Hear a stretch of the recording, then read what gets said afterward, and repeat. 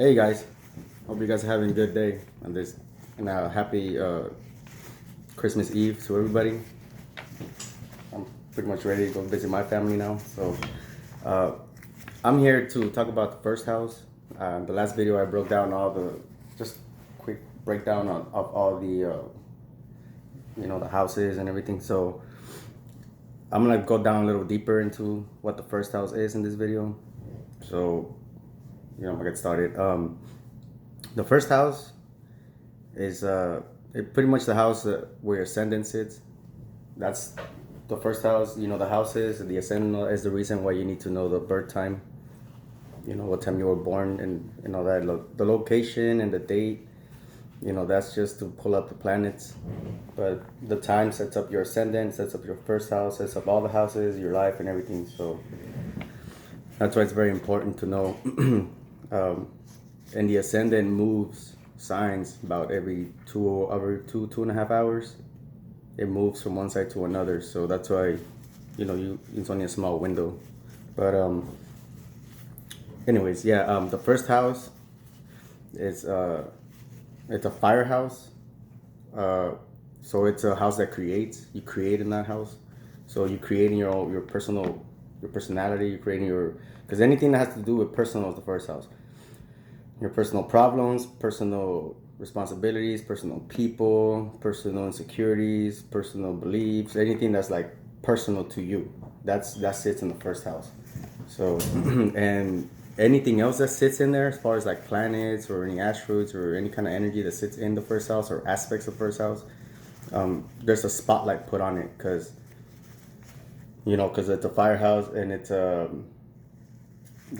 pretty much it's like having your son.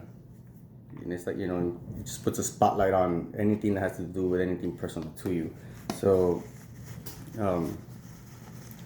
you could go a little deeper if you mix it in with the signs and everything. So I'm just going to, do a little quick rundown on just the planets.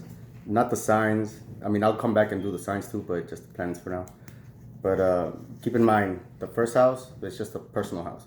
Anything that has to do with personal anything, personality, personal people, personal insecurities, personal problems, anything that has to do with anything personal.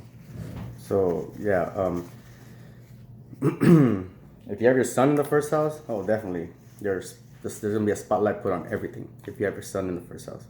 So any personal issues, any personal insecurities you got, your personality is gonna be like behind up, because the sun's there, it's putting a spotlight on it.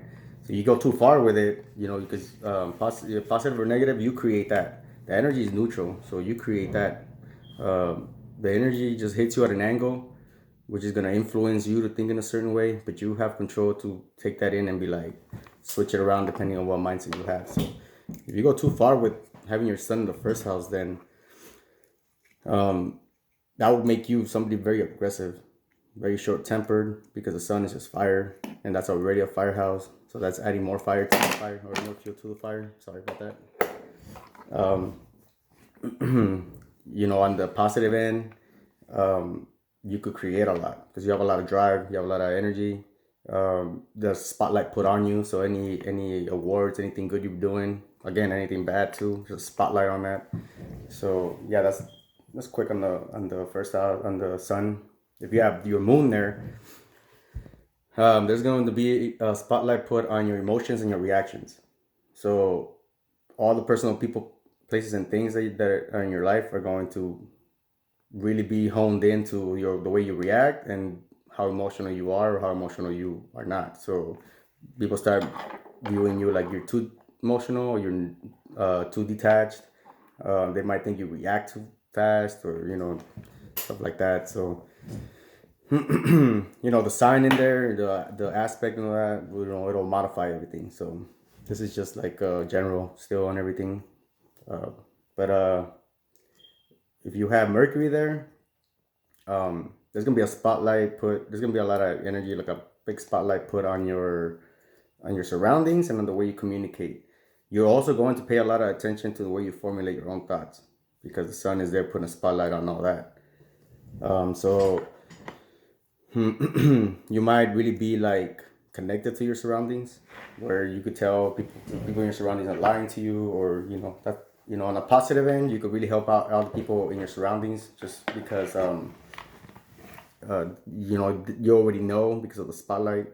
Um, you can also be able to formulate your thoughts a lot more clearer, so you can communicate them a lot more clear, because you're putting the spotlight on that. So um, on the negative end, you might talk too fast, you might talk too fiery, you might not let other people communicate, you might talk over people. Also, especially with the people in your surroundings, also, um, but positive or negative is you again. So, but mainly there's just a spotlight put on communication in your surroundings, and on how you formulate thoughts. So yeah, moving on. If you have Venus in the first house, there'll be a spotlight put on love. So on anything that has to do with love, anything you love, appreciate, and value will be there. So if you have Venus in the first house, um, so in the negative end, you could be somebody who could be very jealous, somebody that you're gonna be getting a lot of attention for sure. People are gonna view you like you're Venusian type person, so somebody that's very attractive, very charismatic, all that Venus stuff. Um, and so on a positive end, you could actually um, create a lot of people, places, and things that you love. So you could actually manifest. There you go. That's the word. You can actually manifest like a lot of beautiful things in your life. That's on the positive side of Venus. On the negative side, you might get blinded by someone else, and you might create manifest a person that you think is like that, but they're really not. It all depends on how you formulate it and all that. But yeah, Venus is pretty easy. It's just a spotlight on the things you love, appreciate, and value. And there's a spotlight put on the way you compromise with people, how you compromise with yourself, any insecurities and all that you have when it comes to love. That's gonna spotlight on it. People are gonna be able to pinpoint it right away. But yeah, let's see. Moving on, Mars. You have Mars in the first house. There's gonna be a spotlight put on your passion, your aggression, your drive. Um, I've noticed that when somebody has Mars in the first house, depending on the sign, it could also play out like if you have Mercury there or any other planet. It always depends on the sign too, because the sign is tied into a house, so it's like the energy that it takes on a similar energy to it, except that in the houses, it's just the area of life is playing out in. So your area of life is going to be like that already. And if you on the planets, those are like tools that you could use, influences that you get hit by, tools that you could use, so you can manifest and all that. So it's a little different, but yeah, with Mars there, you have a lot of energy. That's for sure. You always want to get going. It's like you're pretty much almost like an Aries sun, because first house fire, Mars, that's Aries also. So it's like more fire. So you're very quick. Very quick to do things, very impatient. Um, and there's a spotlight put on all that, so everybody around you is gonna be able to tell. So how you utilize that, that's you. That's your spirit. That's how you mindset. But excuse me. Pretty much, you're also going to know. You're going to be aware because it's your sun. You're going to be aware that you're like that. It just might be hard for you to not be like that. So it's all about you channeling that and using it in something creative. Like Mars in the first house, people need to have something creative, something they're passionate about, something that's just for them, not another person or something exterior to them, something within them that they bring from the inside out, not from the outside in. But anyways, Jupiter. If you have Jupiter in the first house, your first house is just right off the bat expanded.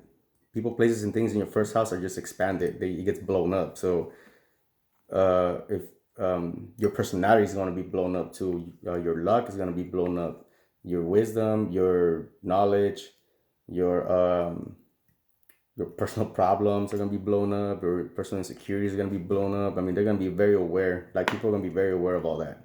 When you're a Jupiterian person, people could tell right away, just because of the way your energy flows. But Yeah, that's Jupiter. There's a spotlight putting on that. This person might actually want to teach, learn, all that. Anything Jupiterian gets spotlight on it, and then when the spotlight gets put on it, Jupiter expands it. So that's Jupiter in the first house.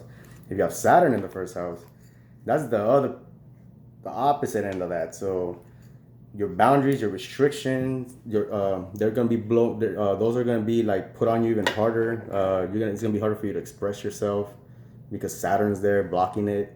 Um, all the personal people, places, and things around you, you're going to feel like they're putting too many boundaries, too many restrictions on you. You might feel like it's harder for you to manifest things or to create stuff because Saturn's there putting a block on it. So pretty much anything first house wise gets put. You start to feel like there's a block there. You got a lot of restrictions. You got a lot of people against you, trying to put you down. Your image, oh, that's one thing. Your image is put on the spotlight, so people are really going to like go by your reputation. Even if you care about it or not, people are always going to notice your reputation, always. So keep that in mind. But moving on, Uranus. If you have Uranus in the first house, that's very unique because your personality is always going to be changing. You're always going to be rebelling against your own personality, other people's personal places, all that. You're always going to be changing your uniqueness on it. You're always going to be running into people that are rebellious against your personality, your personal issues, your personal insecurities, all that. Um, Again, depending on what sign you have there, that's how it's going to be modified. But you're going to be a very unique individual, that's for sure. And if you starting to feel like you're not, or too many people are trying to act like you or anything like that, you're just gonna switch up. That's when Uranus kicks in, and then you rebel against that and oppose it, or you just create a new, unique way of doing it. So that depends on you, how you react to all the, to the people that are rebelling against you, or that are trying to be very unique around you, or that are criticizing you for being unique and all that. So that depends on you. But Neptune in the first house. If you have Neptune in the first house, your dreams are gonna be put on the spotlight. All your illusions are gonna be on the spotlight. You're gonna come off as a person that's very dreamy. That's a lot of dreams, or that has a lot of illusions, depending on how you're utilizing the energy. But Neptune in the first house, you're very good to be able to put like a blindfold on people, on your personal people, like people that are personally invested, that you're personally invested into, and they're invested into you. So there's gonna be a spotlight on that. You're just gonna have more power over that Neptune planet and that Neptune energy. So if you get too lost in that, then you're gonna start to create illusions. Your dreams are gonna start to become nightmares. But it's kind of like being a Jupiterian. You're always gonna need a meaning and reasoning behind your personality and the people that you let into your first house. You're always gonna need some meaning, some reasoning behind it. But yeah, if you guys want me to go deeper into any of this, I could too. Just let me know. But let me see. And last but not least, Pluto. Yeah, Pluto in the first house. Oh man, that's intense because Pluto is a very intense planet. Co-rules Scorpio. So pretty much your life, your personality, the personal people, places, and things in your life are always going to be transforming. Negative or positive, that depends on the energy how they're utilizing, and when you transform your personality, that depends on you. But a lot of those people are going to influence transformations in your life, and you're going to influence transformations in their life. So you're also going to come off as a person that's very intense, very intense. Like you might just be chilling there, sitting there, and people might be thinking you're mad, or people might be just thinking like something's up with him just because of the energy you radiate. It's like having a Scorpio rising. You're just very intense. You look very secretive. You always people are always gonna, your personal people and all that are always gonna view you like you're up to something, like you're hiding something, like you're secretive, like all that. But you have control over that being in your first house, so you could actually learn how to transform people's life for the better, for the worse. As far as your personal life will go, Pluto in the first house people, they have to try to be with somebody that is willing to transform with them. If not, Pluto's always going to be pushing those people out of that person's life. because that's what Pluto does. It brings transformation, it brings death and rebirth to something. So that planet being in your first house, that's always going to happen, you know, in a negative or positive way, depending on your mindset. But throughout your whole life, that's what's always going to happen. But I mean, it could be a good thing because you're always going to be able to evolve and progress. You're always going to be able to like see another way of doing things and everything, and transforming. And you're always going to be able to help somebody transform something in their life, whatever it is that you pick up off of them. Because Pluto in the first house, I'm sure you're going to be picking up a lot. But please like, share, subscribe, and comment. Let me know what you guys think about my quick rundown on all these. I can go deeper in any of this if you guys would like, and I probably will as I start to put them together with the signs and all that. But yeah, until next time, I'll come back with the signs in the first house, and then I'll move on to the second house, and we'll keep it going from there. But yeah, please like, share, and subscribe, and thanks for watching. Bye.